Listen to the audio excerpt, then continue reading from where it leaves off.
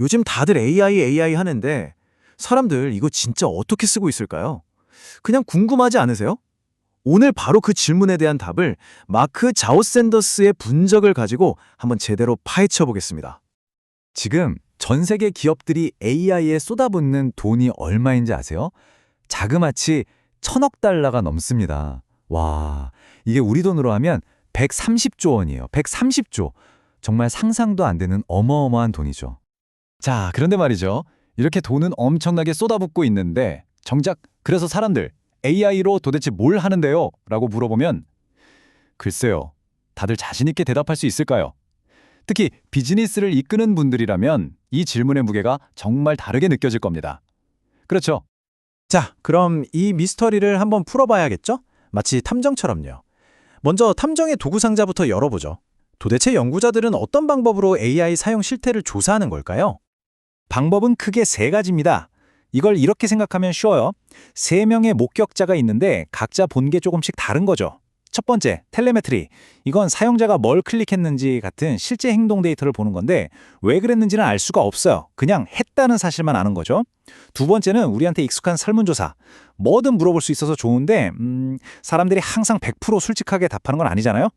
마지막으로 소셜 리스닝이 있는데 이건 사람들이 온라인에 자발적으로 올리는 거를 분석하는 거예요. 엄청 솔직하겠죠? 대신 그게 전체 의견이라고 보긴 좀 어렵고요. 특히 이 소셜 리스닝이라는 방법, 이거 아주 재밌습니다.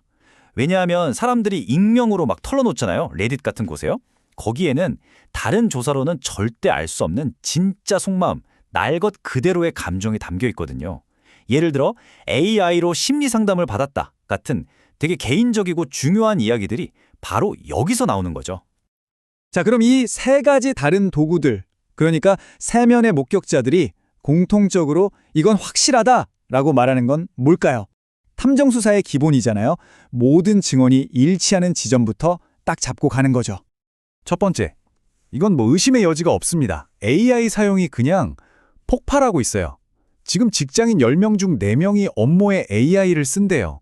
이게 불과 2년 전에 2배 수준이라니 정말 엄청난 속도죠. 그리고 이 그래프, 정말 중요한 걸 보여주는데요. 바로 AI 사용 패턴에 멱법칙이라는 게 나타난다는 겁니다. 말이 좀 어렵죠? 쉽게 말해서 AI의 기능이 막 수백 개가 있어도 사람들이 쓰는 건 딱 정해져 있다는 거예요. 그 몇몇 핵심 기능이 전체 사용량의 거의 대부분을 차지하는 거죠. 보세요. 오픈 AI 데이터를 보면 상위 3개 작업이 전체의 78%나 된대요. 거의 다 이걸 쓴다는 얘기입니다. 그럼 사람들이 그렇게 많이 쓰는 핵심 기능이 대체 뭘까요? 바로 이겁니다. 글쓰기, 학습, 그리고 업무 보조. 특히 글쓰기는 정말 압도적이에요. 업무 관련 AI 사용의 40%가 글쓰기네요. 이메일 쓰고, 보고서 쓰고 다들 이걸로 하는 거죠. 학습도 꾸준히 10%에서 20% 정도를 차지하고요. 그리고 또 하나의 아주 중요한 흐름이 있어요. 사람들이 AI를 쓰는 방식이 바뀌고 있다는 겁니다. 예전에는 그냥 뭐 물어보면 답해주는 비서 정도로 생각했다면 이제는 복잡한 일을 알아서 착착 처리해주는 에이전트, 그러니까 자동화 도구로 보기 시작했다는 거죠. 이건 사용자들의 인식이 한 단계 진화했다는 아주 중요한 신호입니다. 자, 여기까지는 뭐랄까 모든 증거가 딱딱 들어맞는 좀 쉬운 구간이었어요. 이제부터가 진짜입니다. 이 미스터리의 하이라이트, 데이터들이 서로 막 부딪히고 이야기가 점점 복잡해지는 바로 그 지점으로 들어가 보시죠. 아니, 이 숫자 좀 보세요. 진짜 황당할 정도로 다르죠? 한쪽에선 코딩에 쓰는 사람이 36%라고 하고 다른 쪽에선 고작 4.2%래요. 와, 이게 말이 되나요? 근데 여기서 중요한 건 누가 맞아가 아니에요. 이 엄청난 차이가 왜 생겼는지를 생각해 보는 게 핵심입니다. 이게 바로 연구 방법이나 심지어 코딩이라는 단어를 어떻게 정의하느냐에 따라서 진실이 완전히 다르게 보일 수 있다는 걸 보여주는 거죠. AI를 치료 목적으로 쓰는 경우는 어떨까요? 여기도 데이터가 4%대 1.9%로 좀 달라요. 모순처럼 보이죠? 근데 이것도 아마 연구 방법의 차이 때문일 겁니다. 아까 말했던 소셜 리스닝 기억나시죠? 익명으로 솔직하게 털어놓을 수 있는 곳에서는 이런 얘기가 더 많이 나올 수밖에 없잖아요. 그러니까 이건 모순이 아니라 서로 다른 창문으로 진실의 다른 면을 보고 있는 거라고 할 수 있겠죠. 바로 이 부분에서 마크 자워샌더스가 한 이 말이 정말 와닿았습니다. 연구 결과가 극적으로 엇갈릴 때 그 이면에는 뭔가 흥미로운 게 있다.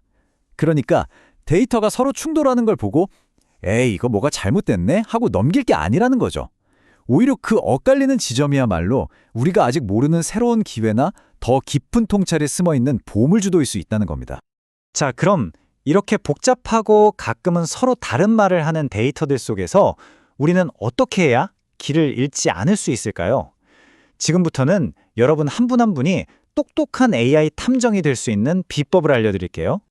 자, 여러분의 탐정 도구 상자에 꼭 챙겨야 할 6가지 팁입니다. 첫째, 한쪽 말만 듣지 마세요. AI 좋다는 사람, 위험하다는 사람, 그냥 지켜보는 사람 다 들어봐야죠. 둘째, 내 경험이랑 비교해보는 거예요. 나는 이렇게 안 쓰는데? 이런 식으로요. 셋째, AI로 AI를 연구하는 겁니다. 어려운 논문 같은 거 AI한테 요약시켜보는 거죠. 재밌겠죠? 넷째, 100개 기사 제목 훑는 것보다 제대로 된 논문 한 편을 깊게 읽는 게 훨씬 낫고요. 다섯째, 우리 회사, 우리 팀에서는 실제로 어떻게 쓰고 있는지 데이터를 직접 보세요. 마지막으로 가장 중요한 여섯째, 데이터가 서로 안 맞는 지점, 바로 거기에 집중하세요. 그 균열 속에 진짜 기회가 숨어 있을 가능성이 높습니다. AI는 정말이지 매일 매 순간이 다르게 진화하고 있어요. 정말 어지러울 정도의 속도죠. 자, 이 엄청난 변화의 파도 앞에서 마지막으로 이 질문을 한번 던져보고 싶습니다. AI는 이렇게 앞으로 나아가고 있는데 여러분은, 그리고 여러분의 세상은 어떻게 변하고 있나요?